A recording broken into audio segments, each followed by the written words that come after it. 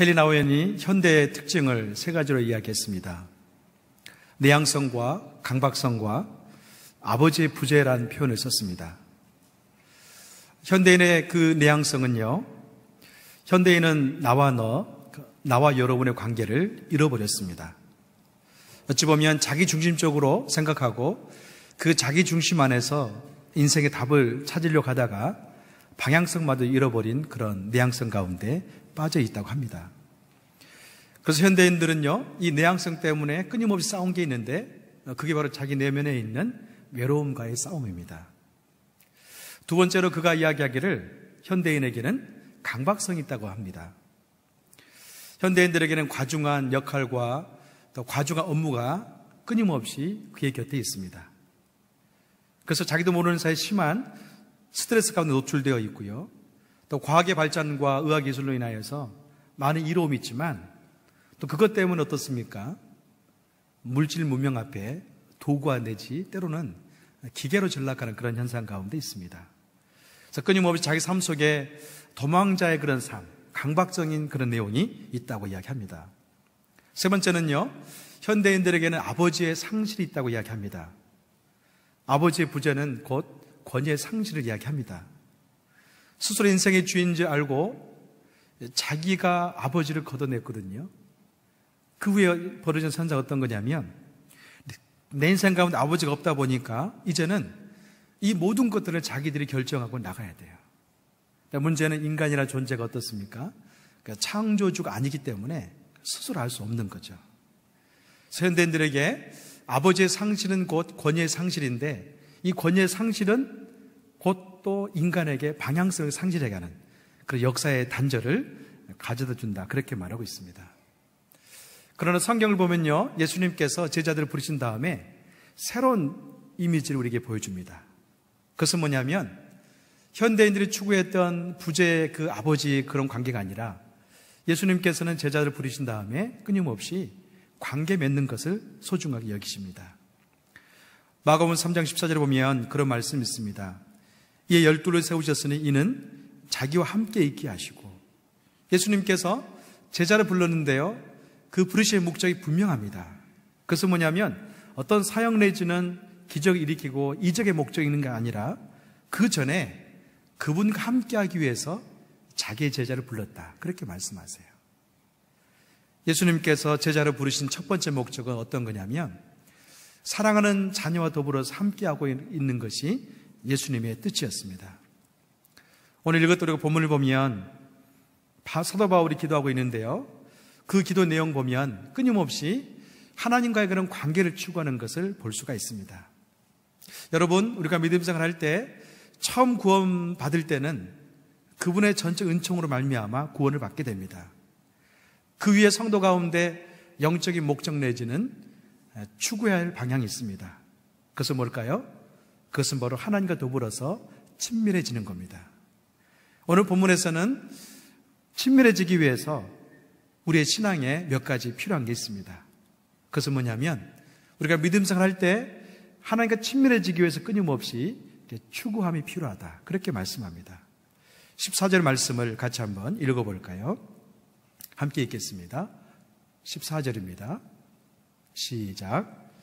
이러므로 아버지 앞에 내가 무릎을 꿇고 빕니다. 아버지께서는 하늘과 땅에 있는 모든 족속에게 이름을 주신 분이십니다. 여러분, 창세기 1장 27절과 28절 말씀을 기억하십니까? 그 말씀 보면 하나님께서 분명히 자기 형상대로 사람을 지으셨다, 그렇게 말씀합니다. 여기 나와 있는 형상이라는 그런 의미는요, 여러 가지 신학적으로 설명할 수 있는데 한 가지는 뭐냐면 인간에게는 하나님의 형상이 있기 때문에 그분과 더불어 교제할 수 있는 능력이 있다는 표현입니다. 그래서 또 창세기 2장 7절의 말씀 보면 인간의 존재의 틀이 있습니다. 그것은 뭐냐면 흙으로 사람을 지으시고 생기를 그 코에 불어넣으시니 생명이 되었다, 그렇게 말씀하죠. 이것은 동물에게는 없는 표현입니다. 사람에게만 있습니다. 하나님께서 사람에게만 생명을 그 코에 불어넣으시니 살아있는 영혼이 되었다, 그렇게 말씀하고 있어요. 이것은 곧 어떤 거냐면 하나님께서 인간을 지으실 때 독특한 것이 있는데 우리와 더불어서 교제하기 위해서 하나님이 인간을 만드셨다. 그렇게 말씀하고 있는 겁니다. 사도 바울은 그렇게 기도합니다. 아버지께서는 하늘과 땅에 있는 모든 족속에게 이름을 주신 분이시다. 그렇게 말씀하세요. 그 이름이 바로 예수 그리스도이십니다. 예수님을 통해서 인간이 하나님께 나갈 수 있고 죄로 말미암아 죽었던 인간이 다시 교제할 수 있다는 것을 우리에게 보여주고 있습니다.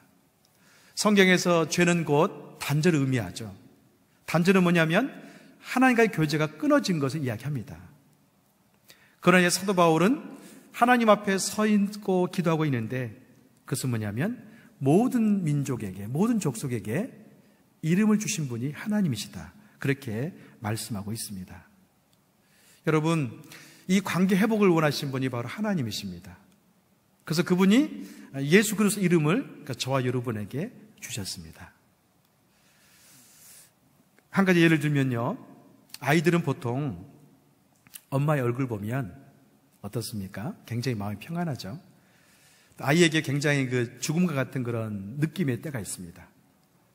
그때는 곧 엄마가 느껴지지 않을 때입니다. 마치 그런 것처럼 우리 영혼 가운데도 굉장히 괴롭고 힘들 때가 있는데 그때가 곧 아버지 하나님이 느껴지지 않을 때입니다.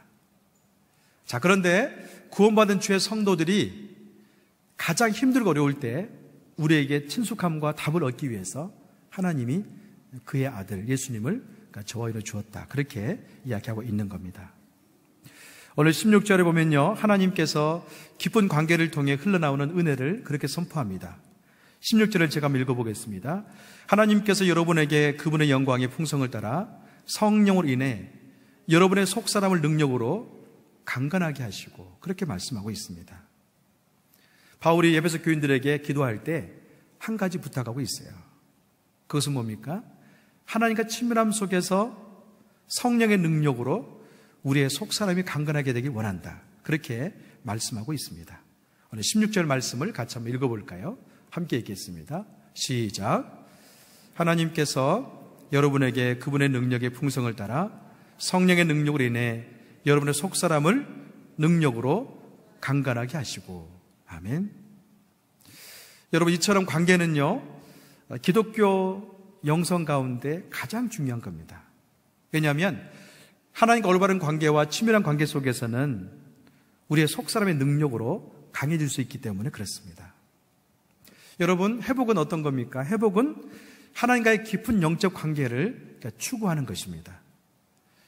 그래서 사람이 그분의 형상대로 지음받았기 때문에 우리는 그분께 나갈 때마다 그분의 형상 회복되어지는 거고 또 자유함과 기쁨을 누릴 수가 있습니다. 자, 그렇다면 주님과 깊은 영적 관계를 어떻게 회복될 수 있을까요? 17절 말씀 같이 읽어보겠습니다. 오늘 본문 17절입니다. 함께 읽습니다. 시작. 믿음으로 인해 그리스도께서 여러분 마음 가운데 거하게 하시기를 빕니다. 여러분이 사랑 안에서 뿌리가 박히고 터가 굳어짐으로. 안톤이란 이집트에 순례자가 있었습니다. 어느 날 그는 사막으로 들어갔습니다. 그의 목적 가운데 한 가지가 있었는데 그것은 뭐냐면 이집트 지역에 있는 많은 사람들에게 선한 영적인 영향력을 주기 위해서 그는 사막으로 들어갔어요. 여러분, 보통 사람이 선한 영향력을 미치기 위해서 가는 곳이 어디입니까? 그 당시에는 큰 시장을 간다든지 또 대연회장을 갔었겠죠. 그 안토니라는 사람은요, 사막으로 들어갔습니다. 얼마 후에 사회가 굉장히 혼란스러울 때 많은 사람들이 그 대연회장이나 그 시장에 사람을 찾기보다는 안토니에게 찾아갔습니다. 안토니 마음속에 어떤 마음이 있었냐면 내가 하나님과 친밀해지고 가까이 있으면 하나님께서 내게 능력을 주실 것이고 결국에는 하나님이 모든 사람에게 답이 될 것이다. 그런 전제를 그런 믿음으로 보고 있었어요. 그래서 많은 사람들이 인생에 지치고 어려울 때 답을 찾고자 했을 때 그에게 찾아와서 상담하면서 인생의 지혜를 얻었습니다. 여러분, 안토니 마음속에 어떤 게 있었습니까? 다른 게 있지 않았습니다. 하나님과 더불어서 속사람이 능력으로 강건해질 때 그 인생에 소망이 있다는 것을 그는 알았습니다. 자, 그래서 우리가 이제 믿음 안에서 이제 하나님과 친해지기 위해서는요, 첫 번째 할 수 있는 것이 뭐냐면, 믿음으로 그리스도가 우리 마음속에 거하기 위해서 우리의 의지를 드려야 된다. 그렇게 말씀합니다. 우리가 잘 알고 있는 것처럼 하나님께서는 저와 여러분을 부르실 때 세 가지의 부르심을 가지고 있습니다. 그러니까 첫 번째는 구원 애로의 부르심입니다. 두 번째는 성화 애로의 부르심입니다. 세 번째는 영화 애로의 부르심입니다. 영화 애로의 부르심 같은 경우는 우리가 이 땅에서 누릴 수 있는 영광이 아니죠. 우리가 예수 믿고 나서 주님 나라에 갔을 때 누릴 수 있는 영광이 영화로의 부르심입니다. 이 땅에 있을 때 우리는 첫 번째는 구원 애로의 부르심을 경험합니다. 여러분 잘 아는 것처럼 교회란 표현이 에클레시아라고 표현합니다. 이는 곧 세상으로부터 부름받은 무리란 그런 표현이에요. 저와 여러분 이미 마치 이스라엘 백성들이 애굽 땅에 있다가 모세를 통해서 구원했던 것처럼 우리는 구원받는 주의 백성이 되었습니다. 그래서 우리 모두는 예수님을 통해서 구원받는 하나님 백성이 되었기 때문에 구원 애로의 부르심을 이미 받았어요. 그리고 그 고백이 저와 여러분의 내면 가운데 있습니다. 자, 그런데 또 하나의 부르심이 중요한 게 있는데 그것은 뭐냐면 성화 애로의 부르심입니다. 구원은 예수님의 십자가를 통해서 다 이뤘기 때문에 믿기만 하면 이루어집니다. 그렇지만 성화는 약간 달라요. 어떻게 다를까요? 성화는 내 의지를 들여서 주님께 나갈 때 얻을 수 있는 은총입니다. 가령 예를 들어 봅시다. 오늘 여러분 회복 예배 오실 때 많은 갈등들이 있었을 거라 생각합니다. 어떤 분 같은 경우는 항상 일정하게 이렇게 오신 분도 계시지만 매번 올 때마다 갈등이 있는 분이 있을 거예요. 갈까 말까. 여기를 가지 않고 다른 곳에 가면 이런 기쁨이 있을 것이다. 예측된 게 있었죠. 그렇지만 모든 유혹을 뿌리치고 이곳에 오셨어요. 자, 오셔서 주님을 찬양하고 예배하고 기도할 때 여러분 마음속에 어떤 은혜가 있습니까? 바로 그겁니다. 내가 주님 안에서 성화되어지고 더욱더 하나님의 영광을 누리고 회복이 되기 위해서는 끊임없이 믿음으로 그리스도 우리 마음속에 계실 수 있도록 의지를 드려야 된다는 것을 말하고 있는 겁니다. 사랑하는 여러분, 성화는요 거룩해지는 겁니다. 성화는 그분의 영으로 충만해지는 겁니다. 그러기 위해서는 저와 여러분이 예수님께서 내 마음속에 거하기 위해서 내 마음을 열고요 의지적으로 주님께 나갈 필요가 있다는 거죠. 여러분, 사도 바울은 끊임없이 자신의 의지를 들여서 새로운 존재로서 거듭났던 그런 사람이었습니다. 그의 유명한 신앙 고백이 있죠. 갈라디 2장 20절 말씀을 같이 한번 읽어볼까요? 함께 읽겠습니다. 시작. 나는 그리스도와 함께 십자가에 못 박혔나니 그러므로 이제 내가 더 이상 내가 사는 것이 아니요 내 안에 그리스도께서 사시는 것입니다.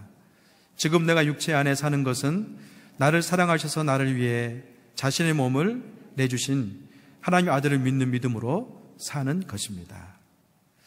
여러분, 사도 바울은요 예수님을 다메섹 도상에서 만난 다음에 그는 구원받는 하나님의 사람이 되었습니다. 그 이후에는 하나님 안에서 발견되어주고 성화되기 위해서 끊임없이 자기를 내어주고 주님 앞에 나가는 그런 삶을 살았습니다. 지금 내가 육체 안에 사는 것은 나를 사랑하셔서 나를 위해 죽으신 하나님 아들을 믿는 믿음 안에 사는 것이다. 이게 바로 믿음으로 그리스도가 내 안에 거하게 한다는 것의 의미입니다. 여러분, 우리 안에 의지적으로 그리스도를 충만하게 채우면 채울수록 어떨까요? 내 안에 자유가 있고 회복이 더 충만하게 일어납니다. 여러분, 하나님과 친밀해진다는 것은 어떤 의미입니까? 육을 죽이고 영으로 산다는 것을 의미합니다. 여러분, 우리에게도 동일한 과제가 있죠. 그래서 어떤 걸까요? 육을 죽이고 영으로 살아야 될 그런 과제가 있습니다.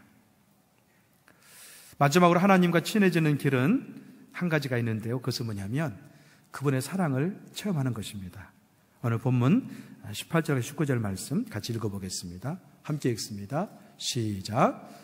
모든 성도들과 함께 능히 그리스도의 사랑의 너비와 길이와 높이와 깊이가 어떠한지를 깨닫고 지식을 뛰어넘는 그리스도 사랑을 알아 하나님 모든 충만하심의 정도에까지 충만하게 되기를 기도합니다. 바울은 앞에 본문에서 하나님 아버지의 관계 회복을 위해서 기도하고 있었습니다. 자, 그런데요, 이제 이 에베소 교인들에게 바울이 요구하고 있는 것은 뭐냐면 하나님의 사랑을 알아, 그렇게 표현합니다. 여기 나와 있는 알다는 것은 체험을 통한 경험적인 알을 의미합니다. 여러분, 우리에게 영적인 성장이 필요하다면 그 영적인 성장과 그것은 어떻게 이루어질까요? 다른 것이 아닙니다. 하나님을 체험하는 것이 가장 중요합니다. 그분의 사랑이 우리 마음속에 채워지면 채워질수록 우리 하나님 안에서 죄를 이길 만한 능력을 경험하게 되고 자유를 경험할 수 있습니다. 하나님의 사랑을 체험하는 것이 우리가 주님과 친밀해질 수 있는 영적인 비밀이에요. 하나님의 사랑 가운데 우리가 뿌리가 박히고 그 넓이와 그 길이와 그 높이를 알게 될 때 우리는 그때야 비로소 하나님의 능력을 경험할 수가 있습니다. 이렇게 하나님의 사랑 우리 내면에 채워지면 어떤 변화가 일어나는가? 요한일서 4장 18절과 19절에 그런 말씀이 있습니다. 함께 읽겠습니다. 시작. 사랑에는 두려움이 없습니다. 온전한 사랑은 두려움을 내쫓습니다. 두려움은 징벌과 관련이 있기 때문입니다. 두려워하는 사람은 아직 사랑 안에서 온전케 되지 못한 사람입니다. 우리가 사랑하는 것은 하나님께서 먼저 우리를 사랑하셨기 때문입니다. 여러분, 현대인들에게 가장 고질적인 병이 뭘까요? 두려움이죠. 현대인들은 누구나 여러 가지 두려움 가운데 얽매여 있습니다.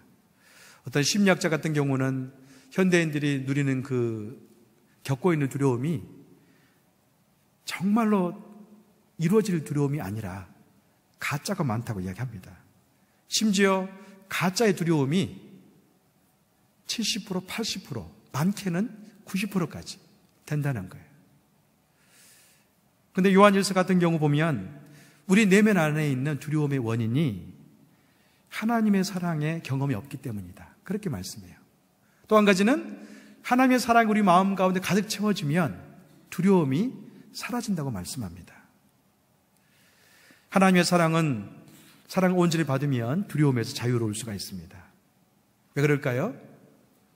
그분이 먼저 우리를 사랑하셨고 우리 안에 들어오셨기 때문에 그분을 의지적으로 받아들이면 사랑 가운데 두려움이 내쫓아집니다. 어떤 사람이요, 자녀 때문에 많은 고민을 하고 있었습니다. 그 아버지의 고민은 어떤 거였냐면 자녀가 성장하고 있는데 용기와 패기가 없다는 거예요. 여러분, 곰곰이 생각해 보십시오. 자녀를 기를 때 우리 자녀가 용기가 없어요, 또 패기가 없어요. 그럼 어떨까요? 답답하죠. 그렇지만 그 아버지가 굉장히 노력을 많이 했는데요, 자녀들 입장에서는 용기를 가질 수 있고 패기를 가질 수 있는 방법은 다른 게 아닙니다.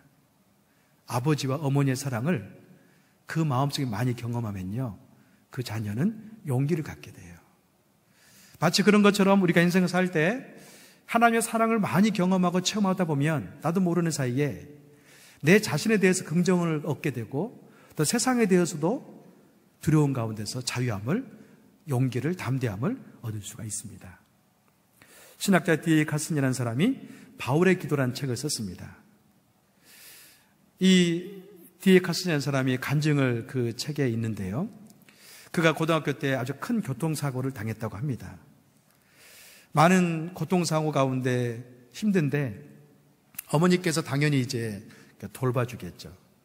근데 병원에 입원했을 때 어머니가 아주 지극정성으로 자기를 돌보고 간호한다는 것을 경험했어요. 그 다음에 그가 이야기하기를 어머니의 진짜로 자기를 사랑하는 것을 경험했대요. 그 다음에 그 사랑으로 인하여서 자기 인생의 됨됨이를 다시 발견하고 새로운 믿음의 길을 갔다고 적고 있습니다.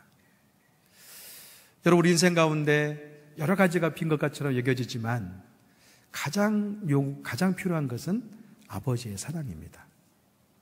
아버지의 사랑은 그분과 친해질 때 얻을 수 있는 주의 축복입니다. 여러분, 자녀를 사랑할 때 어떻게 사랑하시나요? 조건적인 사랑으로 사랑하고 있지는 않습니까? 그러니까 세상이 우리를 조건적으로 사랑하죠. 분명히 그렇습니다. 그러나 하나님 아버지는요, 그러니까 저와 여러분을 무조건적으로 사랑하십니다. 여러분 인생 가운데 오늘 예배 나올 때에 하나님이 나를 사랑하기에는 내가 또 부적절하다. 어떤 생각을 가지고 있습니까? 그 생각 가운데 자유하기를 주님의 이름으로 축원합니다. 하나님만큼은 그러니까 저와 여러분을 무조건적으로 사랑하십니다. 사람이 자신을 찾아가려고 했을 때요, 이 정체감의 문제가 있는데 이 정체감이 형성되는 것은 다른 것이 아닙니다. 누군가 나를 사랑하고 나를 지지해주고 나를 수용할 때 그 사람은 그 공동체 안에서 자기를 발견하게 됩니다. 우리가 만약에 하나님의 그 공동체, 하나님 그 사랑 안에 내가 거할 수 있다면 그 사람은 그 사랑 가운데서 자기의 소중함을 깨닫게 되고 그 소중함이 나를 사랑하게 되고요, 또 그 소중함이 타인을 사랑하게 되고 세상을 긍정적으로 바라볼 수 있는 영적인 능력이 됩니다. 사랑하는 여러분, 오늘 본문에서 사도 바울이 저와 여러분에게 강조하고 있는 거 한 가지 있습니다. 그것은 뭐냐면 하나님 아버지의 사랑을 충만하게 알기를 원하고 있습니다. 우리가 원하고 꿈꾸고 있는, 기도하고 있는 회복은 다른 것에서 오지 않습니다. 어떤 지식의 많고 적음에서 오지 않습니다. 기도의 길이에 짧고 긴 것에서 오지 않습니다. 성경 지식의 많고 적음이 오지 않습니다. 이것은 곧 아버지 하나님의 사랑을 내가 마음속에 체험했을 때 우리의 회복은 그때서 온전히 이루어질 것입니다. 저는 그의 사랑을 충만하게 경험할 수 있는 이 밤이 되기를 주님 이름으로 축원합니다.